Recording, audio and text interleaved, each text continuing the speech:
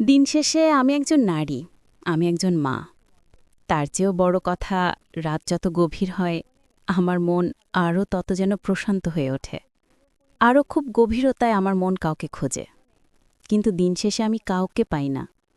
আমার সৎ ছেলে সুজন, ও আমার জীবন একেবারে পাল্টে দিয়েছে। সুজন আমাকে যেইভাবে নিজের নিজের করে নিয়ে, ও আমাকে যেইভাবে আদর্শ হাক ভালোবাসা দিয়ে আমার জীবনটাকে সুখময় করে দিয়েছে, তাতে আমি খুব খুশি। এখন এইরকম একজন মানুষ আমি আমার লাইফে পাব, এটা আমি কখনো কল্পনাও করতে পারি নাই। আজকে আমি অনেক বেশি খুশি, অনেক বেশি সুখী।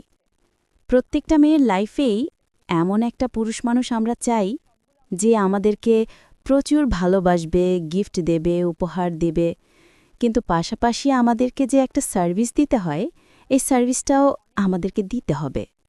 আদারওয়াইজ আপনার যত যত টাকা পয়সা থাকুক না কেন, আপনি যদি আপনার ওয়াইফকে, আপনার স্ত্রীকে যদি আপনি রাতের বেলা সেই সুখটা না দিতে পারেন, আপনার স্ত্রী কিন্তু কখনোই সুখী হবে না, সে কিন্তু কখনোই তার মন ভরবে না। তো বন্ধুরা, আমি যাকে বিয়ে করেছিলাম রবিন, আমার স্বামী, সে আমাকে স্যাটিসফাইড না করতে পারলেও তার ঘরেরই সন্তান সুজন, সে কিন্তু আমাকে একেবারে পুরোপুরি স্যাটিসফাইড করেছে। তো বন্ধুরা, সুজনের সঙ্গে আমার আসলে কি সম্পর্ক, কিভাবে আমরা এতটা ঘনিষ্ঠ হলাম, এই সব কিছুই থাকছে আজকের এই ভিডিওতে। আর এই ভিডিওটা দেখলে তোমরা খুব বেশি মজা পাবে, আর আমি তোমাদেরকে মজা দিতে চলে আসলাম। তাহলে শুরু করি। বন্ধুরা, আমার নাম হচ্ছে শিলা। আমার বয়স বর্তমানে ৩০ বছর। হ্যাঁ, আমাকে দেখে অনেকেই বুঝতে পারে না যে আমার এত বয়স হয়ে গেছে। অনেকেই আমাকে বলে, আপু কি বলেন আপনি এটা, আপনার এত বয়স? কিন্তু আপনাকে সামনাসামনি দেখলে তো একেবারে বিশ্বাস করাই যায় না যে আপনার এত বয়স। হ্যাঁ ভাই, আমি সত্যিই বলছি, বিশ্বাস না করলেও আপনাদেরকে যে বিশ্বাস করতেই হবে। যাই হোক বন্ধুরা, আমার যখন ঠিক ২৫ বছর বয়স, ঠিক সেই সময় আমার মা বাবা আমাকে বিয়ে দিবে বলে তারা সিদ্ধান্ত নেয়। আমাদের পরিবারটা ছিল একটা অভাবী পরিবার। আমার মা বাবা তারা আসলে গৃহস্থ, আমরা একটা মফস্বল একটা গ্রামের একটা মানুষ, দিন আনি দিন খাই যাকে বলা চলে। আমাদের সংসারটা খুব বিলাসিতা না, একেবারে নিম্ন মধ্যবিত্ত একটা ফ্যামিলি। কিন্তু বন্ধুরা, আমার মা বাবা আমার ছোটবেলা থেকেই আমার সব স্বপ্ন তারা পূরণ করেছে। আমি বড় হয়েছি, আর আমার পরিবারটা ছিল আসলে খুব সচেতন একটা পরিবার। কোনো পুরুষের কোনো স্পর্শ আমি কখনো পাই নাই। প্রত্যেকটা মেয়ের লাইফে দেখবেন বাবু সোনা জাদু থাকে, কেউ প্রেমের অফার করে, কিন্তু আমার লাইফে এমন কেউ ছিল না যে আমাকে প্রেম নিবেদন করবে, প্রেমের শুভেচ্ছা বার্তা দিবে, এরকম কোনো মানুষ আমি আমার লাইফে পাইনি। তা আমার খুব ইচ্ছা ছিল। যাই হোক, আমার বাবা আমার জন্য একটা বিয়ে ঠিক করল যখন আমার ২৩ বছর বয়স। আর এত বছর বয়স হয়ে গেছে, আমার নিজেরও একা একা থাকতে খুব একটা বেশি ভালো লাগতো না।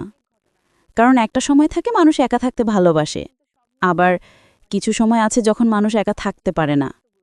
আমার আসলে যত রাত গভীর হতো, আমার তত তত দুশ্চিন্তা হতো। মনে হচ্ছে আমি কারো সঙ্গে শুয়ে আছি, কেউ আমাকে আদর করতেছে, কেউ আমাকে তার নিজের করে নিচ্ছে, কিন্তু দিন শেষে এ সব কিছু ছিল আমার কল্পনা। সবাই আসলে আমাকে দূর থেকে দেখত, দূর থেকে ভালোবাসত, কিন্তু সত্যিকারের কেউ না।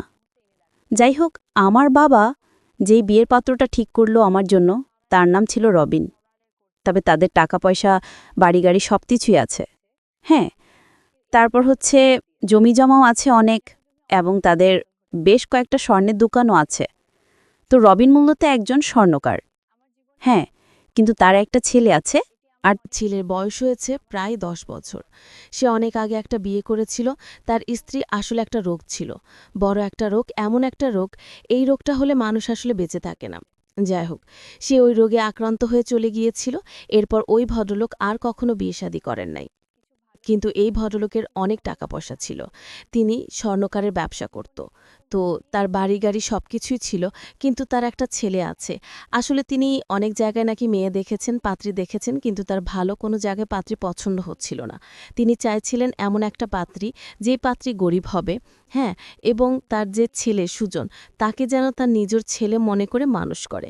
কিন্তু আজকালকার মেয়েরা তো নিজের সন্তানকেই যেই জায়গায় সন্তান মনে করে না, সেই জায়গায় অন্যের সন্তানকে সন্তান কিভাবে মনে করবে, লালন পালন করবে।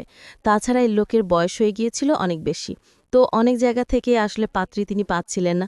কিন্তু আমরা যেহেতু একটু অসহায় ছিলাম, গরিব ছিলাম, আমার বাবা এক বন্ধুর মাধ্যমে এই বিয়েটা ঠিক করেন।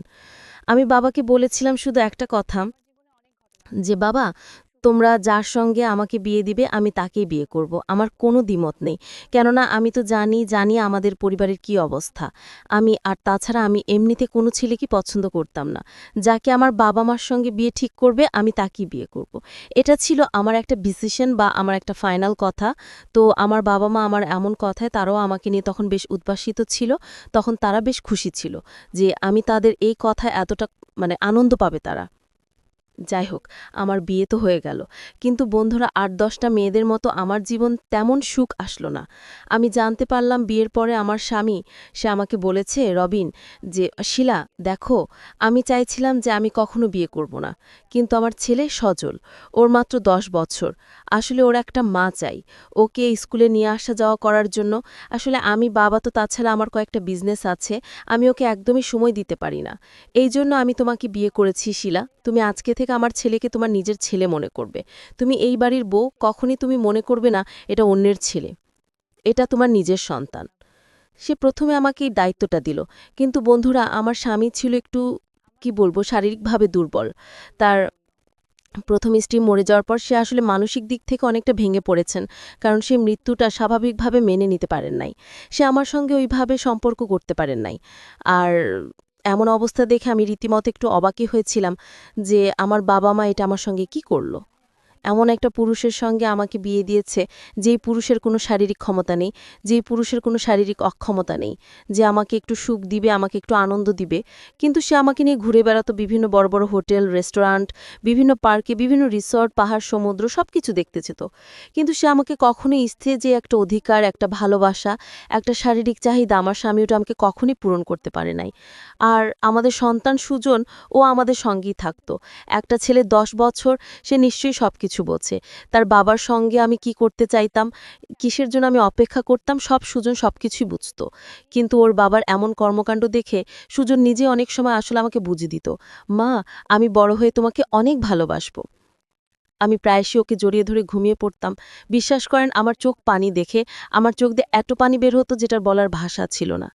আমি আমার জীবনের দুঃখগুলো, আমার জীবনের যে একটা কষ্টগুলো, এই দুঃখগুলো, এই কষ্টগুলো আমি কার কাছে বলবো? কার কাছে আমি সমস্যার সমাধান আমি চাইব? আমি দিন শেষে কোনো কিছুই বুঝতে পারছিলাম না। আসলে আমি একটা সময় মেনে নিয়েছিলাম যে ওই যে উপরে একজন বসে আছেন, উনি হয়তো আমার ভাগ্যে এই রকম খারাপ কোনো কিছুই তিনি রেখেছিলেন। আমি সবকিছুই মেনে নিয়েছিলাম। আমি সবকিছুই মেনে নিলাম যে উনি হয়তো আমাকে এরকম খারাপ দেখতেই চেয়েছিলেন। এরকম খারাপ দেখতেই চেয়েছিলেন। আসলে যে জায়গায় মেয়েদের বিয়ে হয় ১৬ বছর, ১৮ বছর, ২০ বছরে, সেই জায়গায় আমার বিয়ে হলো ২৫ বছরে, তাও বিয়ে হলো একটা বিবাহিত পুরুষের সঙ্গে। তাও ভালো, সে যদি আমাকে শারীরিক সুখ দিত, সে আমাকে তার নিজের করে নিত। কিন্তু সে তো আমাকে শারীরিক কোনো সুখই দিতে পারে না, সে তো আমাকে নিজেরই করে নিতে পারে না। আমি আমার এই দুঃখের কথা, আমার এই কষ্টের কথা আমি কার কাছে বলবো? নিজের মনের এই হাজার দুঃখ, হাজারটা কষ্ট নিজেই বুকের ভেতরে চাপা দিলাম। আর ওর বাবা রবিন, ও একটা আলাদা রুমের ঘুমাতো, উনি একাকিত্বই থাকতো সবসময়। ওনার আগের স্ত্রীকে উনি প্রচুর মিস করত। আমি দিনের পর দিন সুদনকে জড়িয়ে আমি ঘুমিয়ে পড়তাম। এভাবে দেখতে দেখতে বন্ধুরা প্রায় ৮টা বছর কেটে গেল। আমার বয়স এখন প্রায় ৩৩ বছর। এদিকে সুজনের বয়স হয়ে গেছে প্রায় ১৮ বছর। ওই স্কুল শেষ করে এখন প্রায় কলেজে পড়াশোনা করছে। সজল এখন বেশ বড় হয়ে গেছে, অনেক বড় হয়ে গেছে। ১৮ বছরের একটা ছেলে আসলে আগে স্কুলে পড়াশোনা করত, এখন পড়াশোনা হচ্ছে কলেজে। দেখতে দেখতে আসলে সময়টা কখন যে ৮টা বছর পার হয়ে গেল, কখন কি হলো আসলে কোনো কিছু বুঝতে পারিনি। সুজন এখন আগের সাথে অনেক পরিপক্ক হয়েছে, অনেক বড় হয়ে গেছে। তাছাড়া বন্ধুরা, সুজন আমার ছেলে না হলেও ও আমার সমস্ত কাজকর্ম করে আমাকে খুব হেল্প করে, প্রচুর হেল্প করে। যেমন আমি রান্নাবান্না করলে আমাকে আমাকে টুকটাক মোটামুটি ভালোই হেল্প করে। আলু কাটা, সবজি কাটা, মাছ কাটা থেকে শুরু করে ও আমার কাছ থেকে সবকিছু শিখে ফেলেছে এবং খুব ভালো রান্নাও করতে পারে। মাঝে মধ্যে ও আমাকে রান্না করেও খাওয়ায়। তাছাড়া আমাদের মা ছেলের ভেতরে বেশ ভালো একটা আন্ডারস্ট্যান্ডিং কাজ করে। ও আমাকে যতটা বোঝে আমি ওকে তার চেয়ে বেশিও বুঝি। দুইজনের ভেতরে আন্ডারস্ট্যান্ডিংটা খুব ভালো। একদিন সুজন আমাকে বলছে, মা, তুমি যাকে বিয়ে করেছ আমার বাবা, বাবা তো তোমাকে কখনোই সুখ দিতে পারে নাই, তারপরেও তুমি বাবার সংসার করেই যাচ্ছ। মা, আমি এরকম অনেক দেখেছি আমার বন্ধুদের মায়েদেরকে, তারা আসলে এরকম সংসার অন্য কেন হলে তোমার মতো কিন্তু করতো না। সুজনের মুখে এরকম কথা শুনে আমি তো রীতিমতো একটু চমকেই গিয়েছিলাম। আমি তখন সুজনকে বললাম, তুমি তো তাহলে খুব বড় হয়ে গেছো, হ্যাঁ? আজকাল কার সঙ্গে কে সংসার করতেছে, কার সঙ্গে কে সংসার করছে না, মানুষের ঘরের হাড়ির খবরও দেখা যায় রাখছ। সজল তখন আমাকে বলছে, মা, তুমি যখন এই বাড়িতে বিয়ে হয়ে এসেছিলে আমি তো তোমাকে সেই সময় ধরেই চিনি। তুমি খুব কান্নাকাটি করতে, চোখের পানি ফেলতে, আমি সবকিছু দেখেও না দেখার ভান করে থাকতাম। আমার বাবা তোমাকে বিয়ে করে আসলে বিলাসী জীবনযাপন দিয়েছে, তোমার আর কাপড় চোপড়ও থাকা খাওয়ার ব্যবস্থা করে দিয়েছে, কিন্তু বাবা কখনো স্ত্রীর দায়িত্ব পালন করে নাই। আমি তখন ওর মুখ থেকে এমন কথা শুনে বললাম, মানে তুমি কি বলতে চাচ্ছ সুজন? সুজন তখন বলছে, মা, আমি যেটা বলছি এটা একদম সত্যি কথা। বাবা তোমাকে কখনই স্ত্রীর অধিকার দেয়নি, তোমাকে সে কখনই সুখ দেয় নাই। তারপরেও তুমি দিনের পর দিন কেন আমাদের বাড়িতে আছো মা? তুমি সত্যি করে বলবে এটা? তখন আমি সুজনকে বললাম, আমি যদি চলে যেতাম এই বাড়ি ছেড়ে তাহলে তোমার কি হতো? হ্যাঁ, তুমি তো ছোট্ট মানুষ, তোমার বাবা না হয় একটা ভুল করেছে, তাই বলে আমি কি আমার নিজের শারীরিক সুখের জন্য তোমাকে ফেলে চলে যেতাম? সুজন আমার মুখে এমন কথা শুনে সে আমাকে বলল, মা, আমি জানি তুমি খুব ভালো মানুষ, তুমি সবসময় আমাকে নিয়ে ভাবো। তুমি যবে থেকে এই বাড়িতে বিয়ে হয়ে বউ হয়ে এসেছিলে ঠিক তখন থেকে তুমি আমাকে তোমার বুকে জড়িয়ে ধরেছ। আজকে আমি এত বড় হয়েছি, তুমি যে আমাকে কতটা ভালোবাসো আমি জানি মা। তোমাকে একটা কথা বলতে চেয়েছিলাম, যদি তুমি রাগ না করো। আমি সুজনকে বললাম, বলো, এতে আবার রাগ করার কি আছে, আর আমার পারমিশনের কি দরকার আছে?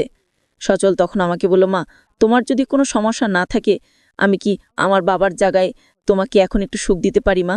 তোমার জীবনটা খুব কষ্টে কেটেছে আমি জানি, তাছাড়া তুমি চাইলেই কিন্তু অন্য কোনো পুরুষের বিছানায় যেতে পারতে, কিন্তু তুমি তুমি ধৈর্য ধরেছ, তুমি ধৈর্যের প্রমাণ দিয়েছ। আজকে আমি খুব বড় হয়ে গেছি, আমি কিন্তু আমার বাবার দায়িত্বটা এখন খুব ভালো করে নিতে পারবো। বাবা তো তোমার দিকে ফিরেও তাকায় না, আর বাবার একটু শারীরিক সমস্যা আছে। তুমি যদি চাও, আমি সজলের মুখে এমন কথা শুনে কি বলবো? ওকে তো আমি আমার নিজের সন্তানের মতোই মানুষ করেছি, কিন্তু ও আসলে আমাদের কাছে থেকে থেকে আর আমার চোখের পানি দেখে দেখে ও নিজে থেকে একটু ইমোশনাল হয়ে পড়েছে। আমি তখন সজলকে বললাম, বাবা, এমনটা বলতে পারে না। দেখো, আমার বাবা আমাকে বিয়ে করেছে, আমি তার স্ত্রী। আর তাছাড়া তুমি আমাকে স্বামী সুখ দিবে মানে কি? এটা কখনো হয় না।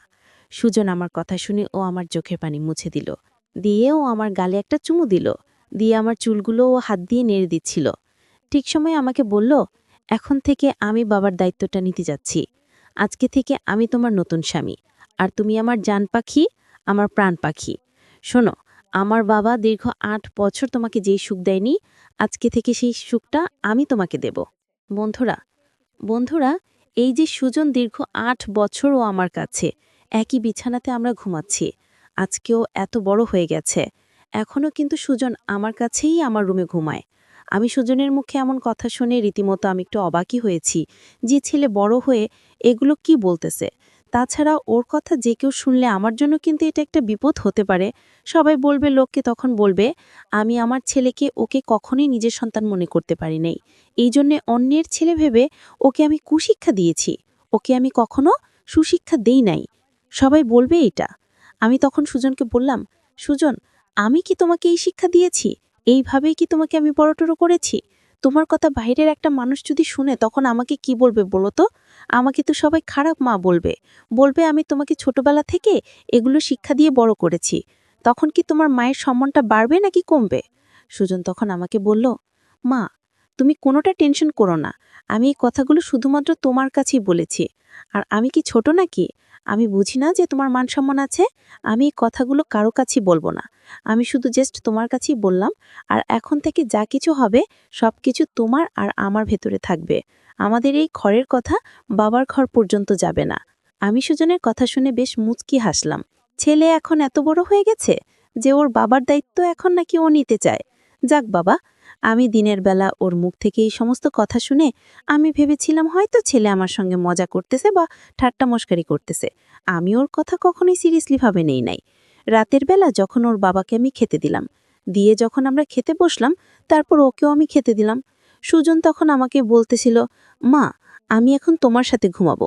আমি সুজনের মুখে বলেছিলাম, হ্যাঁ আসো, তুমি তো প্রতিদিন আমার সঙ্গেই ঘুমাও, তো এখন আর নতুন কে কি? সুজন তখন আমাকে বলতেছে, মা, প্রতিদিনের ঘুমানো আর আজকের ঘুমানো সমান না। ওর কথা শুনে আমার আবারও হাসি পেল। ছেলেটা এসব কি বলতেছে? ওর ইদানিং কি হয়েছে? আমার তো মনে হচ্ছে ওর মাথায় কোনো সমস্যা হচ্ছে। যাই হোক, আমি আর অতশত কোনো কিছু না ভেবে ডিরেক্ট চলে গেলাম আমার রুমে। গিয়ে আমি মশারি টাঙিয়ে সুজনকে বললাম, আসো ঘুমাবে। তারপর বন্ধুরা, সুজন প্রতিদিন ও আসলে ট্রাউজার বা হাফ প্যান্ট পরে ঘুমায়, কিন্তু আজকেও লুঙ্গি পরে ঘুমাচ্ছে, আর পরনে ছিল একটা সাদা সাইকেল গেঞ্জি। ওর এমন ভাব দেখে আমি কোনো কিছুই বুঝতে পারতেছিলাম না। আমি সজলকে বললাম, সুজন, ব্যাপার কি? তুমি না প্রতিদিন ট্রাউজার পরে ঘুমাও, আজকে তুমি লুঙ্গি পরেছো কেন? সুজন তখন আমাকে বলল, এই পড়লাম আর কি। যাই হোক, আমি তখনও কোনো কিছু মনে করি নাই। আর আমি আসলে রাতের বেলা নাইটি ড্রেস অথবা ম্যাক্সি এগুলো পরে বেশিরভাগ ঘুমাই, কারণ কাপড়টা একটু ঢিলে ঢালা, একটু লুজ হলে একটু নড়তে চড়তে একটু সুবিধা হয় আর কি। এই মোটাসোটা মানুষ আর কি। তারপর আমি ঘুমিয়ে পড়তে শুরু করলাম। ঠিক ওই সময় সুজন, আমি খেয়াল করলাম, ও একটা বোতলের ভেতরে মধু আর গ্লিসারিন নিয়ে আসলো। আমি সুজনকে বললাম, এটা নিয়ে আসলে কেন? সুজন কোনো কিছু না বলে ও আমার পায়ের তলায় আমার পায়ে এটা মালিশ করে দিতে লাগলো। আমি সুজনকে বললাম, সুজন, এটা কেন? আর তুমি আমার শরীরে এভাবে মালিশ করতেছো কেন মেসেজ? সুজন তখন আমাকে বলল, মা, এটা হচ্ছে থাই মেসেজ। আজকে আমি তোমাকে থাই স্পেশাল মেসেজ করে দেব, যেই মেসেজটার জন্য মানুষ থাইল্যান্ডে, ব্যাংককে যায়। আজকে আমি তোমাকে সেই মেসেজটা ফ্রিতে করিয়ে দেব। আমি তখন সুজনকে বললাম, না বাবা, আমার কোনো ফ্রিতে মেসেজ কোনো কিছু আমি করাতে চাই না। আমি যেভাবে আছি, যেমন আছে, আমি সেভাবেই থাকতে চাই। সুজন তখন আমাকে বলল, উফ, সময়ের সাথে সাথে আর তুমি আধুনিক হতে পারলে না? আজকে আমি তোমাকে থাইফাই মেসেজ করবই। ছেলের যেমন কাজ তেমন কথা। ও আমাকে মেসেজ হাতে, পায়ে, পিঠে, কোমরে সব জায়গায় করেই ছাড়ল। রাত একটু একটু করে গভীরতা লাগলো, আর আমার চোখে ঘুম পেতে শুরু করলো। তোমাদেরকে বলে রাখি বন্ধুরা, আমি বিয়ের পর আসলে আমার স্বামীর সঙ্গে আমি রাতে কখনোই আসলে মিলন করি নাই। সেজন্য আমি খুব একটা বেশি রাত সজাগ থাকতে পারি না, কারণ আমার অভ্যাস নেই। রাত 11টা বাজলে আমার চোখ কেমন যেন লাফালাফি করে, আমার চোখে ঘুম চলে আসে, মনে হচ্ছে এই বুঝে আমি ঘুমিয়ে পড়ব। আমার চোখে তখন প্রচণ্ড ঘুম, মনে হচ্ছে আমি ঘুমিয়ে পড়ব। আমি সুজনকে বললাম, আমি ঘুমাচ্ছি, তুমিও ঘুমিয়ে পড়ো। কিন্তু সুজন আমাকে বলল, মা, আজকে ঘুমানো যাবে না। আজকের রাতটা আমাদের জন্য একটা ইতিহাস। আজকে এই রাতে আমি নতুন একটা ইতিহাস সৃষ্টি করতে যাচ্ছি। আমি বললাম, কিসের ইতিহাস? কি সৃষ্টি করতে যাচ্ছ? সুজন তখন আমাকে বলল, আজকে আমি তোমাকে বিয়ে করব, তুমি আমাকে কবুল বলো। আমি সুজনের এমন অদ্ভুত কথা শুনে আমার বেশ রাগ হয়ে গেল। আমি তোমাকে কবুল করব মানে? তুমি এই সমস্ত কথা কি বলতেছো সুজন? সুজন তখন আমাকে বলল, তুমি আমাকে কবুল বলবে, মানে আমাকে কবুল বলবে, আর এই কবুল বলার মাধ্যমে আমি তোমাকে নিজ স্ত্রী মেনে নিব, আর তুমি আমাকে স্বামী মেনে নিবে। এরপর আমরা দুজন একে অন্যের সঙ্গে আজকে রাতে বাসর করব। আমি সুজনের এমন কথা শুনে বেশ অবাকি হয়ে পড়েছিলাম। সুজন, আমি ওকে ছোটবেলা থেকে আমার সন্তানের মতো করে ওকে আমি মানুষ করেছি। কখনো ওকে আমি এরকম আসলে শিক্ষা দেই নাই, কুশিক্ষা দেই নাই। কিন্তু ছেলেটা এরকম নষ্ট হবে, এরকম খারাপ হবে, সেটা আমি কখনো স্বপ্নেও আমি ভাবি নাই। আমি সুজনকে বললাম, দেখো বাবা, তুমি যেটা চিন্তা করতেছো, তোমার মাথায় যেটা ঘুরপাক খাচ্ছে, এটা একদম ঠিক না। তোমার বাবাকে আমি কবুল বলে এই বাড়িতে আমি বউ হয়ে এসেছি, কিন্তু তুমি আসলে যেটা করতে যাচ্ছ এটা একদমই ঠিক না। তোমার বয়স কম, হয়তো তোমার মাথা এখন খারাপ, সামনে তোমার বয়স আরও বাড়ুক, তখনও তোমার মাথায় আরও বুদ্ধি আসবে। আর এখানে এই সমস্ত কিছু আমি তোমাকে বলতে চাই না। বন্ধুরা, আমি তোমাদেরকে যে গল্পটা বলতে চাচ্ছি, এই ভিডিওটা খুব বেশি বড় হবে। এই জন্য আমি চাচ্ছি এই ভিডিওটা পার্ট 2 হিসেবে আমি আপলোড করব। এইটা হচ্ছে পার্ট 1। তোমরা যদি পার্ট 2টা শুনতে যাও, যে সুজন পরে আমার সঙ্গে রাতে কি করলো বা এর পরে কি হলো, আমি তোমাদেরকে সমস্ত কিছু এর দ্বিতীয় পার্টে শোনাবো। তো তোমরা যারা যারা দ্বিতীয় পার্টটা শোনার জন্য অধীর আগ্রহে আছো, আমাকে চাইলে কমেন্ট করে জানাতে পারো, আমি তোমাদের জন্য পরের পার্টটা নিয়ে আসবো। অবশ্যই তোমরা কিন্তু কমেন্ট করবে যে আপু দ্বিতীয় পার্টটা চাই, তাহলে আমার কাজের প্রতি আগ্রহ বাড়বে।